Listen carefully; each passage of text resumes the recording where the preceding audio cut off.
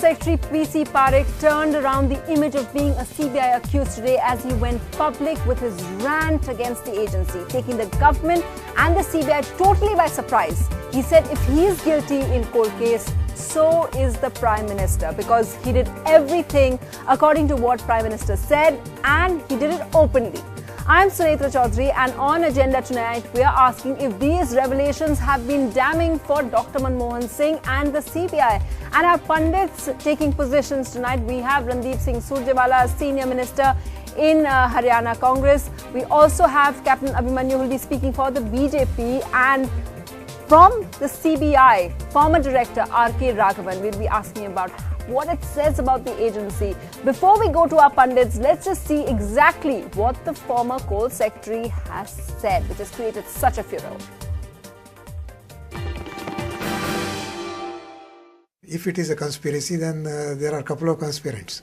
Mr. Bidla, who made a request, he is a conspirant. I, who examined and made a recommendation, I am a conspirant. And the PM who took a decision is also a conspirant. PC Parakh, first a whistleblower, now an accused, lashing out against the CBI, which has filed an FIR against him in the coal scam. The FIR alleges Parakh favoured Kumaramangalam Birla, promoted Hindalco. They claim the former coal secretary overturned the screening committee's recommendation and gave the coal block to Hindalco, and that he met with Kumaramangalam Birla personally before the decision was taken. Parakh says he did nothing wrong. Mr. Kumaramangalam Birla made a representation to Prime Minister that this has been an unfair decision for us because we were the first applicant, we are equally competent and the case should be reviewed. He also met me and made a similar representation. I felt that there is some merit in his representation and matter needs to be reconsidered. So I re-examined the matter and then I made a suggestion that apart from Navali, we can also include Hindalco in this coal block.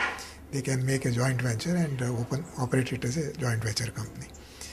This recommendation was approved by the Prime Minister as coal minister, and I find there is absolutely nothing wrong in it.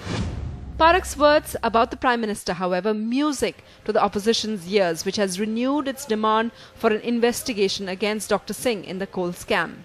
Time has come for Parakh to speak up. He has spoken a little. He should come out clean now, make public statements of how files were disposed of at that time, how chits were received from the Congress party headquarters in the PMO. I don't think it is important as to what the BJP has to say, because all that they have been doing is saying for the last 10 years. To date, the CBI has filed 14 FIRs in the coal scam. But is it just the tip of the iceberg? With Uma Sudhir in Hyderabad, Sunethra Chaudhary for NDTV. And so our first talking point, does Parakh's defence embarrass the Prime Minister's office? Randeep Surjewala, don't you agree it does? Absolutely no. Sunethra, there are three things that you need to look at. Firstly, what has Mr. Parakh said? We have to put it in a particular context, and I heard him clearly even on your channel. He has said there was no wrongdoing, the decision that the Prime Minister has taken is correct, and the recommendation that Mr. Parakh made is correct. It is only the Bharatiya Janata Party that is indulging in obnoxious and irresponsible trading of charges, leading to mudding in their sole attempt to muddy political waters in this election year without caring as to what happens to the image of the country, without caring that you have an honest economist Prime Minister who is respected in India and abroad. And number two, Sunethra, a very quick point I want to make. Yes. This coal process allocation has been going on since 1993. From 1994 to 2003, NDA allocated 41 blocks with the same process. They did nothing to change the process. It is UPA 1 which proceeded to initiate the process of changing the entire gambit of allocation of coal blocks by introducing bidding process. And when we do so, we have to take states who are stakeholders on board, because coal is ultimately earth, and it's embedded into earth, and it's also a state subject.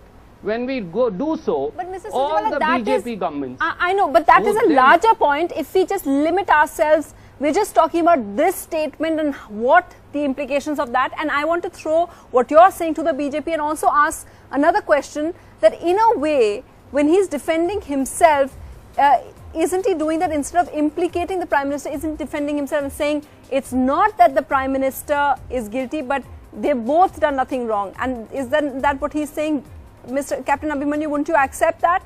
That he's saying, in fact, he's blaming the CBI more than the Prime Minister by saying that, look at the way CBI is acting. See, we did not really say anything about the CBI. The whole country now knows, and Supreme Court has also observed, that CBI is almost acting like a proverbial parrot of the Congress party. And today the people of this country believe that it's not the Central Bureau of Investigation, it is actually acting as the Congress Bureau of Investigation. Okay. But today Mr. Parakh has brought out a very important issue when he said that if he is a conspirator in this particular case of Mr. Kumaramangalam companies being allotted with this coal block, then it has to be the Prime Minister who actually signed on this allotment of this particular coal block. So this is a serious charge by a former secretary Yes. who was actually acting as secretary of the department, of whose the Prime Minister was actually the cabinet minister. See, we must not forget that the Prime Minister's office is a sacred institution in Indian democracy. And Yes. then now the onus lies on the Prime Minister to accept the responsibility for what has happened. The Prime Minister has to be judged by the standards much more harsher than the standards by which Mr. A. Raja was judged in the 2G spectrum case. Okay. The Prime Minister has to come clean on this, and the nation conscience is actually stirred Yes, and deeply yes. hurt by the silence of Prime Mr. Minister Surjewala, today. I know you want to come in here, and I just want to act that I know you said that it doesn't embarrass the Prime Minister, but the fact that a senior bureaucrat who's been called a whistleblower, whose words have been upheld, who the entire IAS association, they say he has a very clean reputation, and he's accepting everything that the CBI's charges, he's accepting all the charges, but he's saying that yes, I did it because I took a decision. And he's saying that the Prime Minister also forwarded me the same note saying, yes, please consider Birla's case. Now, having said that, the fact that the CBI is implicating him for doing very same thing, doesn't it make the Prime Minister's position more precarious? See, please understand two things. What my friend from the BJP, and I very quickly answer to that. It's classical BJP double speak. What my friend just said. It's running with the hare and hunting with the hound. Mr. Parakh is absolutely right, but CBI is also right. And CBI's Congress Bureau of Investigation, that's a classical BJP double speak. What has Mr. Parakh said, Sunetra? We need to examine that. So, Surjewala, he has the said Supreme Court is that also the doing some sort of double speak in allocation this of case? this particular coal block, that's the difficulty. He will not listen. What has Mr. Parakh said? He has clearly said that the decision allocation of this coal block jointly to Hindalco as also to Nevli Lignite Corporation Yes. was absolutely bona fide and correct, and that is the recommendation that he made. And in this case, Sunetra, we must not forget that CBI is completely being monitored by Supreme Court. Government of India has nothing to do with the case.